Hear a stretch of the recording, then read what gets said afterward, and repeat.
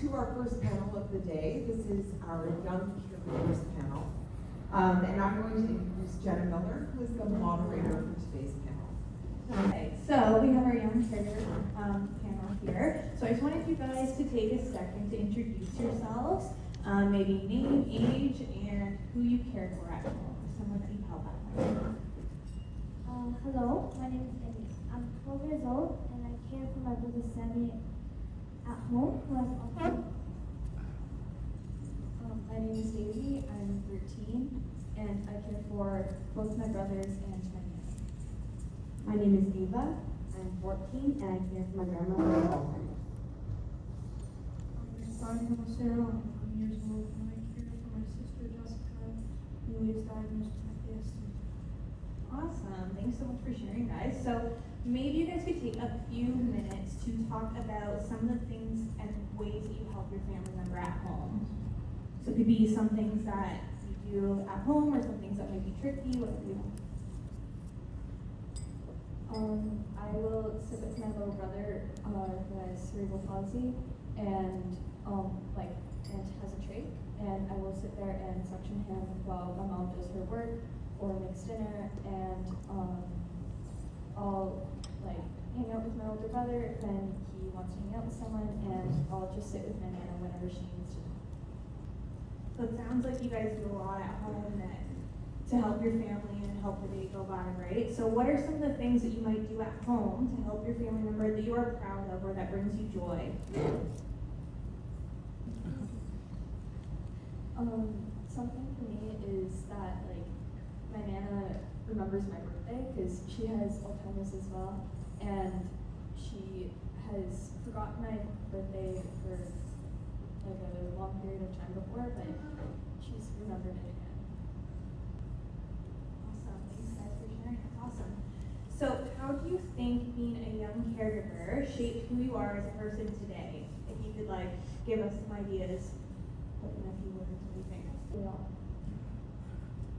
I feel like something that has made me is I understand more people than I would have before, and I'm more willing to go out and speak for someone that may need someone to speak for them instead of just staying shy, as I really struggle talking to people.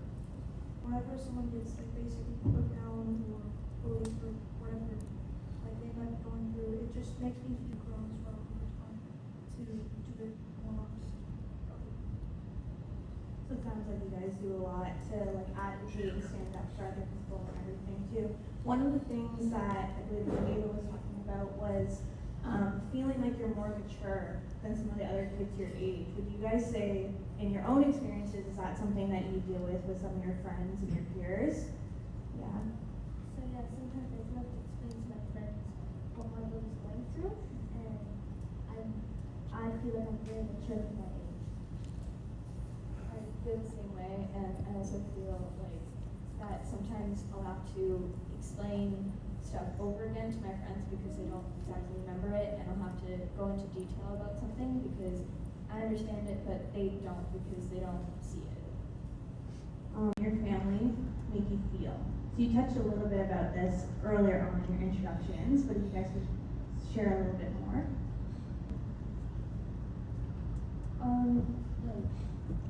It makes me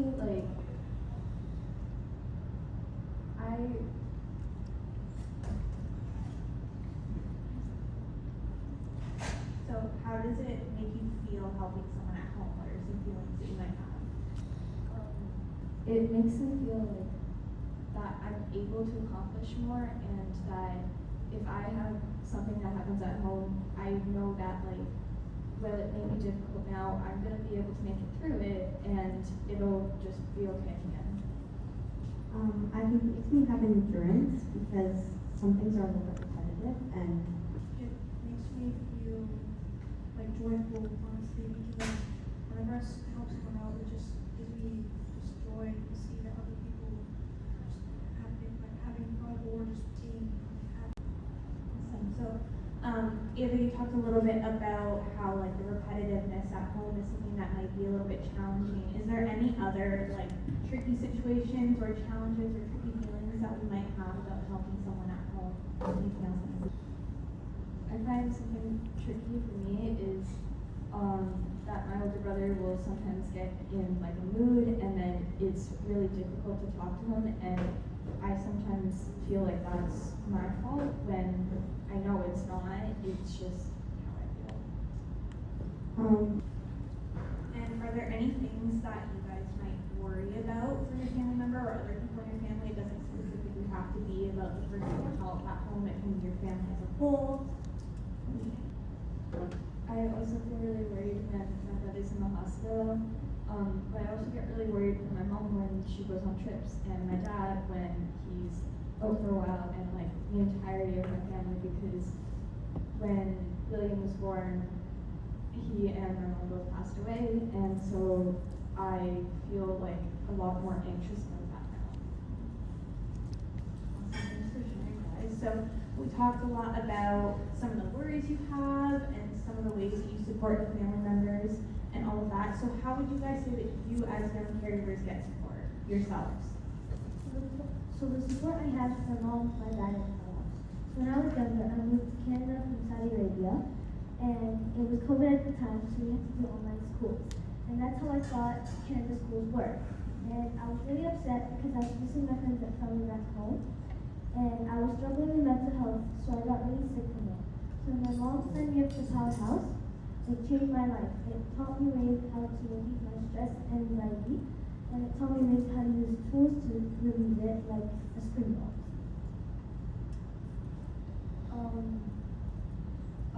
It's been like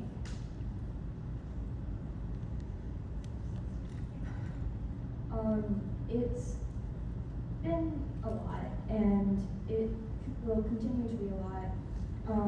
But it's like, and for like the support I have like my family, and I have my chosen family, and my neighbors who are really amazing at that, and I have Powerhouse, and I also feel like I can talk to some of my friends at school too.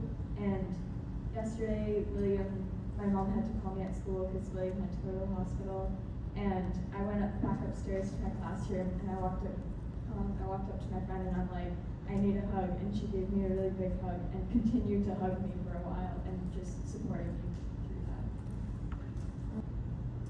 Awesome. So our friends and family can be a huge support for us too. Just as much as we're supporting them, we're also getting the support from them as well, right? Awesome. So some of you have touched on how you attend Powerhouse and how Powerhouse has helped you. What would you say is some of your best memories of Powerhouse?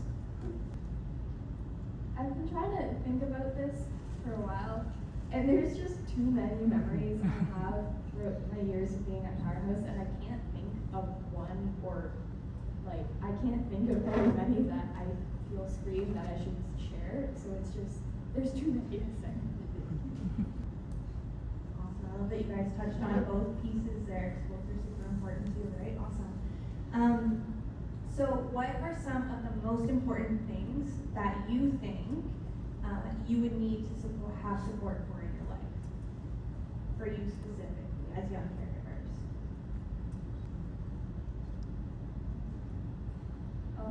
I feel like some of the most important things I would need is a place where I can be myself and I don't have to worry that someone's going to judge me like I get at Powerhouse, and somewhere where I can just sit and be quiet and not have to think about everything, or think about everything but not have 7 different people trying to talk to me at the same time. Constantly, showing school and just like talking with other people. But I think also at the same time, introducing young caregivers has really helped me understand myself more, and understand my kind of Awesome. So having that distraction and maybe going to meet other young caregivers that kind of are going through some of the same things might be something that would be a support for you guys. Awesome. So what would be some advice as young caregivers that you might give other young caregivers? If you had any piece of advice for them. The advice I give is that you're not alone and you're amazing for what you do. And honestly, my advice would be to join Powerhouse because it truly changed my life. Honestly, that's what I was gonna say too. And like, make sure you find people that are gonna understand you. And if you have people that don't understand you and don't get you and just call you dramatic or stubborn, then find other friends. People can be annoying sometimes. I think just things will get better, 100%. Just hope that like other people can recognize that it's not just for popularity, it's just helping others to actually fit into real life. So we're gonna shift gears a little bit and we're gonna talk about school. And I know it's a Saturday and we don't wanna talk about school, but here's where we are. So at school, it can be a little tricky because depending on the situation, you might be missing school for appointments or what have you. What would be some of the things that you think that the adults at school, like teachers or EAs or your principals, what are some of those things that you think that those adults at school can do to help young caregivers? My teacher this year, he's been really amazing with like when I've had to miss school, when William's been in the hospital, or when something's come up. And he's said, just email me and let me know. And like last weekend, I ended up emailing him at 3 in the morning on the drive home from the hospital because William's getting too hip and pulled. And he had said, he had emailed me back that morning and had said, don't worry, it'll be okay. And then had brought it up later and said, if someone can email you email me at 3 in the morning to say that they have a family problem, then why can't you? And I really felt good about that. To the school conversation, what are some of the challenges in school or related to school as it relates to your role as a young caregiver? I find it's also like giving me more time to get stuff done when William's in the hospital or something. And me personally, I have ADHD myself, and so I already struggle focusing. And then with the distractions of like William's machines going off, or having to watch him, or having our neighbor come over to hang out with us because her parents aren't home, and it's all just way too much sometimes. And so I just need extra time sometimes. Sounds like you found your people at school, and yeah, that's awesome. So we're gonna shift gears a little bit and talk more about like the medical professionals, so doctors, nurses, those types of people that you might come in contact with. You're going to either your own appointments or appointments for your family members, things like that. So what would you say as a young caregiver? Have you had those interactions with the doctors and the nurses as in the young caregiver role? I've kind of had medical professionals in my life ever since the beginning, really, because with my older brother, he had a brain tumor entwined with his optic nerve, and so I would try to help him out with that, and there would be appointments for that and stuff like that. And then now with my little brother, there's a lot more, and so I have met a lot of medical professionals, both through both my brothers and my mom when she goes to conferences, and I go with her. And it's a lot, and most people are really nice. That's my parents possibly. So what about, let's talk a little bit more about for those of us that have had that experience, whether it's with healthcare professionals or recreational therapists or whatever that looks like for your family specifically. What would you say, you talk a little bit about your experience with them. Can we go a little bit further into that? Like, what was your experience like interacting with them? Did you feel like they listened to you? I have had many that have listened to me, and most of them do. And some of them will straight up ask me, is there anything specific you know of that we need to do for him? And when I do, I'll share it, and they'll be able to do it and help him more. So if you as young caregivers could give any of the professionals in the room, whether it's healthcare or teachers or whatever the profession is, if you could give them a piece of advice if they were to come across a young caregiver and how to best support young caregivers, what would you say? Something I would say is ask the person what they need, if they need to talk or if they just need to sit in a quiet room or like in a quiet corner for a while, or if like they just need to go home, or if they need to call someone to like get them to take them home. I'd say that. If any professional comes across a young caregiver, it's pretty unlikely, but I hope that they can provide mental support for the young caregiver. So one thing, Aileen, that you mentioned with healthcare professionals was you would like them to give you advice on how to help better care for your sibling or whoever the family member might be. So would you say a lot of the times I think it's instinct for us to want to take that away from you guys, right? So are you saying that you would rather them have you involved in the process and help like include you in those conversations? Is that kind of what you're? Yeah, that is what I'm saying, that including us into the conversation and telling us how to support our family member more to help them accomplish their goals. Did anybody else have anything that they wanted to add? No, okay. And so this is in 5 years, which feels like a long time, but what would you like to see happen for young caregivers over the next like 5 years? If you can like wave a magic wand.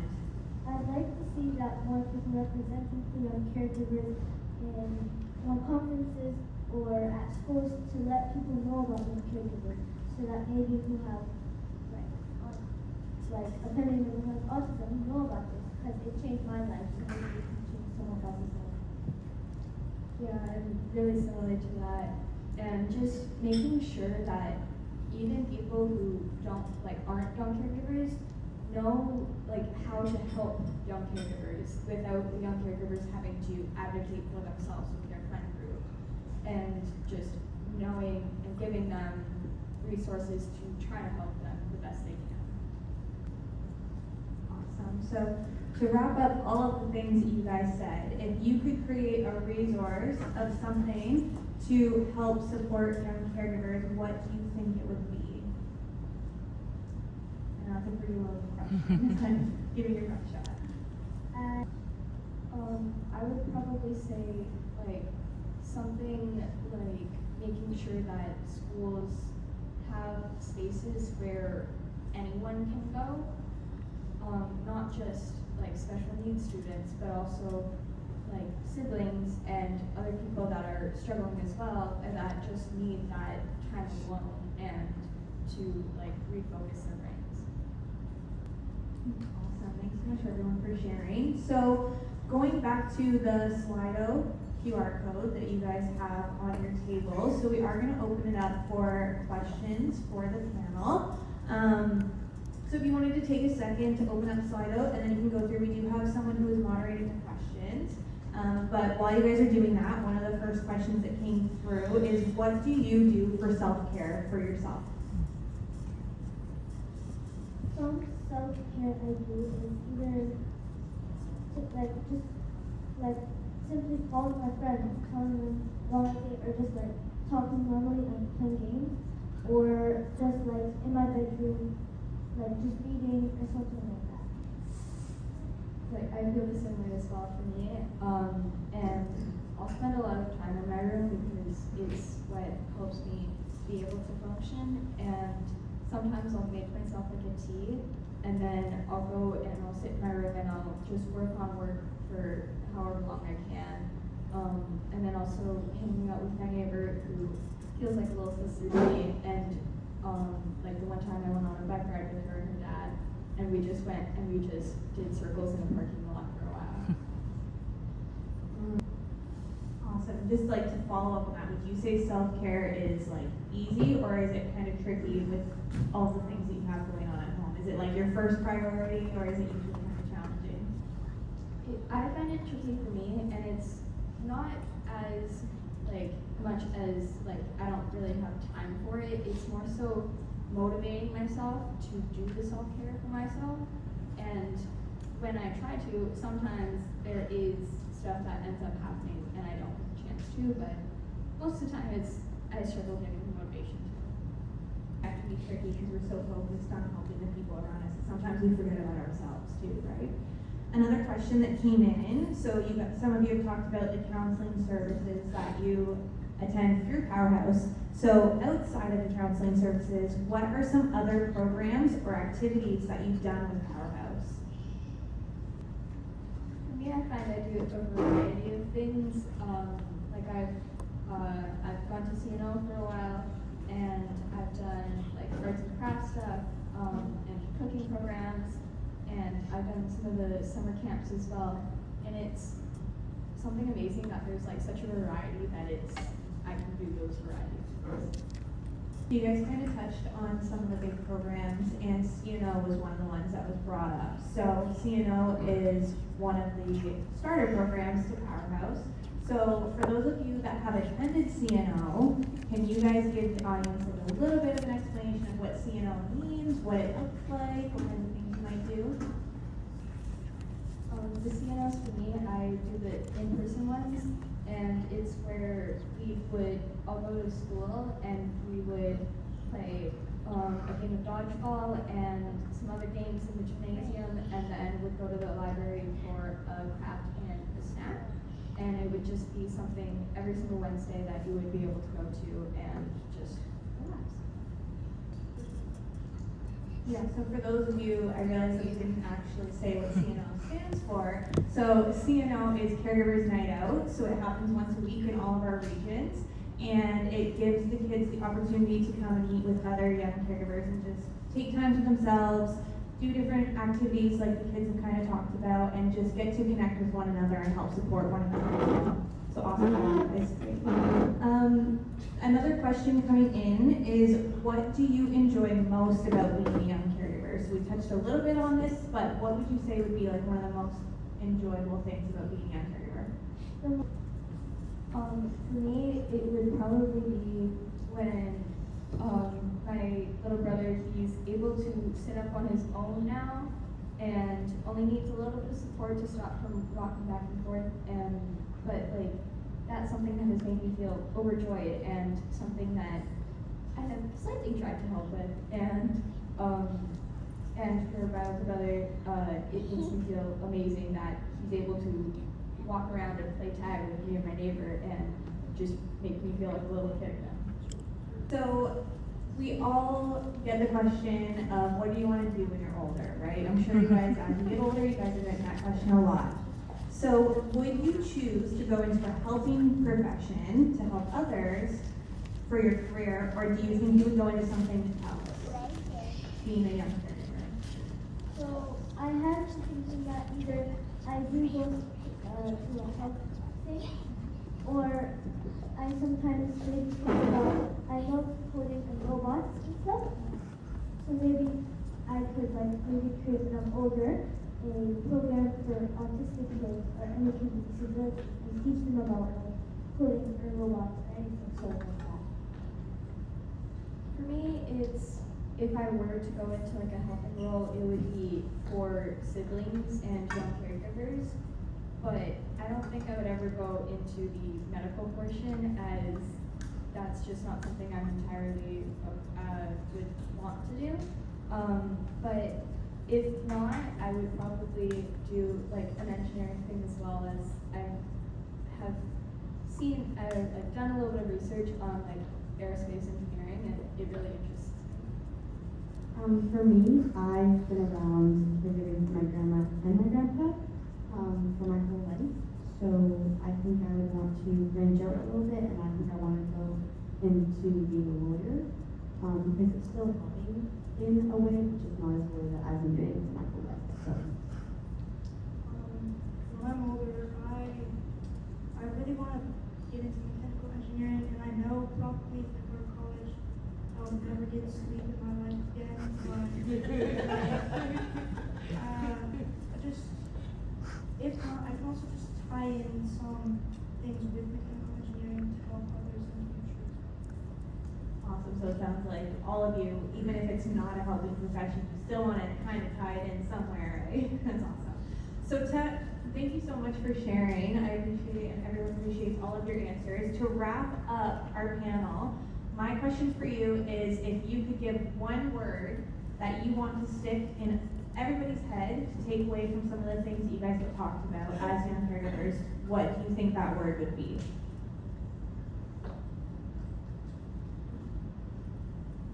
Accomplished.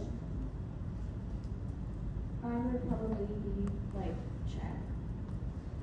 Listen. Think, enjoy. Awesome, thank you so much. So thank you guys all for joining us and sharing your stories.